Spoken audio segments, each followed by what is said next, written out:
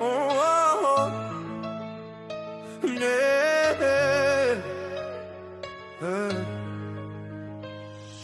плачи и сине, не тъжи. Пак тръгнах аз по съдебните зали. И щет съм днес в тази битка страшна. За тебе, сине, за тебе се изправих.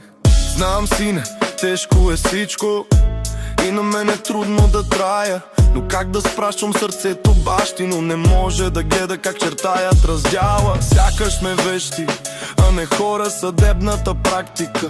Като пленник, без вина, без глас ни третира. Не плачи и сине, не тъжи. Пак тръгнах аз по съдебните зали. И щет съм днес в тази битка страшна. За тебе, сине, за тебе се изправих. Помня, сине, как те люлях, как с усмивка те целувах. Не съдът всичко това отнема. С печат и подпис отделяме от твоя поглед, от твоята прегръдка. Не плачи ти, сине, не тъжи. Пак тръгнах аз по съдебните зали. И щет съм днес в тази битка страшна. За тебе, сине, за тебе се изправих. Ах, сине, мое момче, прости ми, че ме виждаш уморен. За тебе стискам юмруци, за тебе викам правдата. Ако ти кажат, сине, за мене, че съм се отказал от теб. Не вярвай, сине, не вярвай. Не слушай думи лъжливи. Знай, сине, баща ти е жив и цялото си сърце дава да върне усмивката твоя, да върне прегръдката твоя.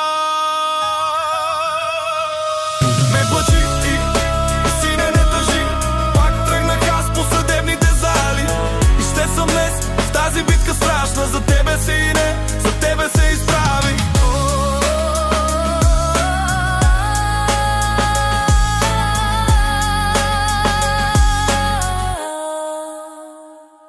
И когато пораснеш голям и децата в двора играят, ако попита някой: къде е баща ти? Кажи им твърдо, сине.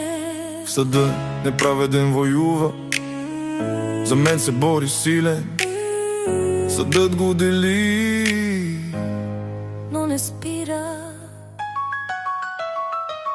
Не плачи и сине, не тъжи. Пак тръгнах аз по съдебните зали. И щет съм днес в тази битка страшна. За тебе, сине, за тебе се изправи.